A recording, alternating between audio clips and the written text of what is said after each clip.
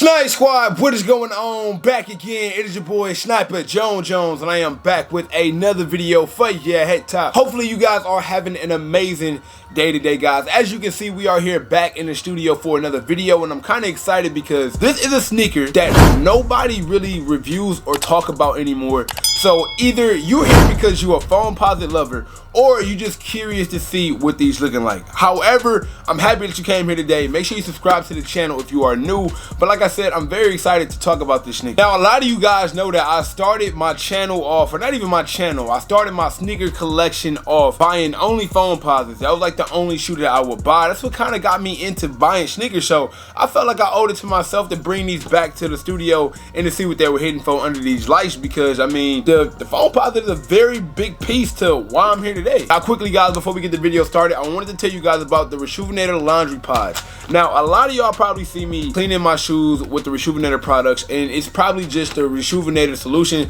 but this is an alternative route you can use when you have to clean your sneakers. Now, I would not bring this out unless it's heavy duty. Y'all know the times when your shoes are super dirty, and sometimes the Rejuvenator solution is just not giving you a deep enough clean. This is your alternative. It's over at rejuvenator.com. They look just like the regular laundry pods that you would use if you got Gain, if you got Tide, whatever you use, pretty much the same way. You unlace your sneakers, you drop them in the laundry. Of course, over at rejuvenator.com, they do give you laundry bags to put your sneakers into as well, so y'all should check that out if you want to go this route. These laundry pods are super simple. You put your shoes inside the laundry, you drop 1 or 2 of these in there depending on how dirty your shoes are, and you let them do the work. Now, like I said, I only suggest this if your shoes are completely dirty to the point where the wash is not working, or if there's still some stains left that you need to get out afterwards. This is a great alternative, and I've seen it work hundreds of times. So you guys head over to rejuvenator.com, which is linked down below. Check out their laundry pods, and also check out the laundry bags that they have for your sneakers as well, and it'll definitely get those stains, dirt, mud, whatever is in your sneakers, and get them out of there. Here we have the Foamposite box. It's been so long since I bought a Foamposite. It's been so long since I brought a Foamposite back to the channel. Man, this shoe actually released like last Friday, so it's not like early, or it's not nothing like that, but I just seen these and I really wanted to know y'all's opinion on it. I know I did post these on my Instagram story. If you don't follow me on Instagram, it's right there down below. But I was like, yo, these aren't bad. Tell me what y'all think about it. Some of y'all was like they trash, and a lot of y'all said it was cool. So regardless, I mean, I wanted to bring it to the channel. So let's peel this open and get our first looks at them. You have it, the Foamposite 1 Aurora, aka the 1996, or what are they calling it, the All-Star. Now guys, this is not bad, okay? It's not bad, and I'm just happy that Foamposite is at least making something that's at least decent. We've seen so many terrible colorways from the Foamposite as of late.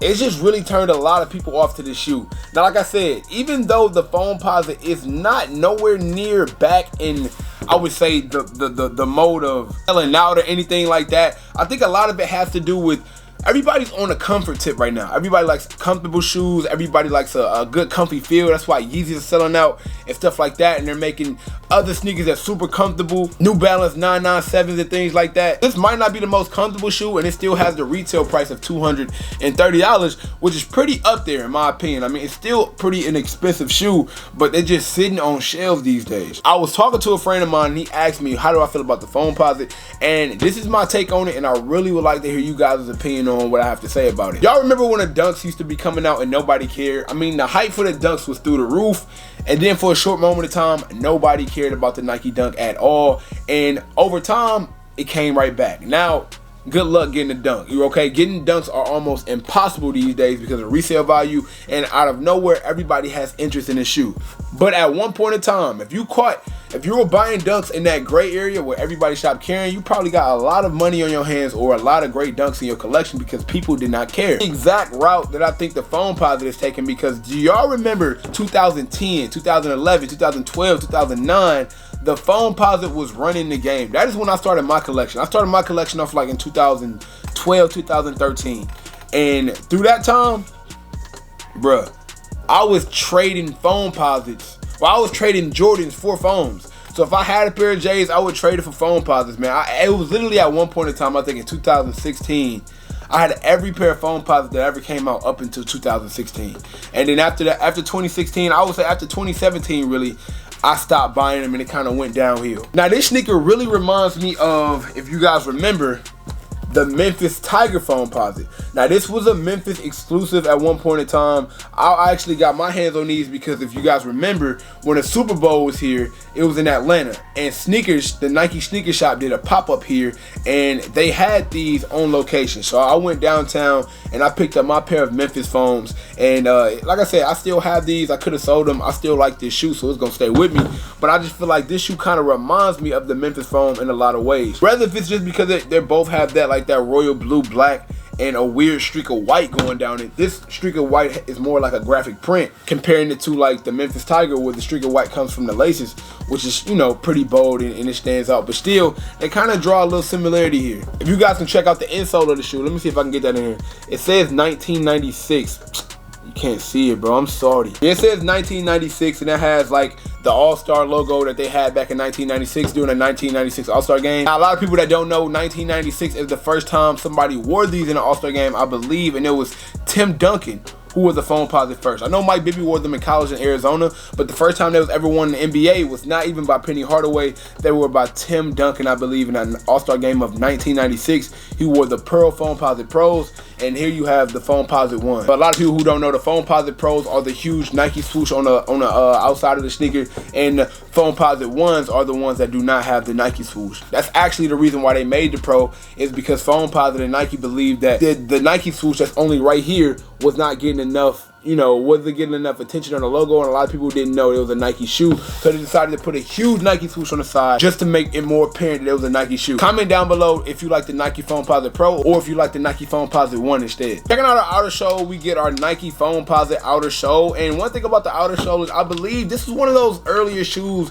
one of the first shoes to use carbon fiber. So you see the carbon fiber on the outer sole, carbon fiber placed on the side, Penny logo right there at the bottom. Moving up to the uppers, man, this is what I was telling you guys, which is that nice graphic print.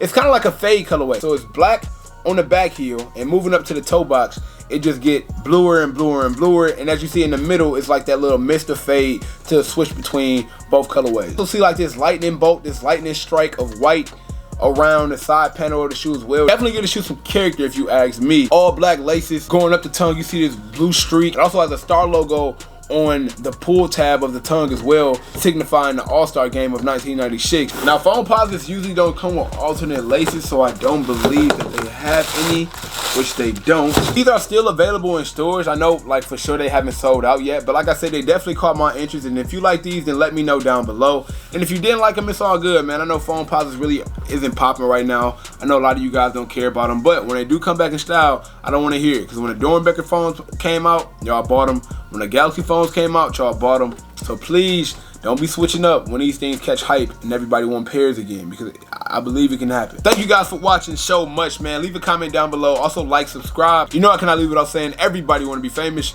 but who really putting in that work though? Snipe Squad, I love y'all. Dream big.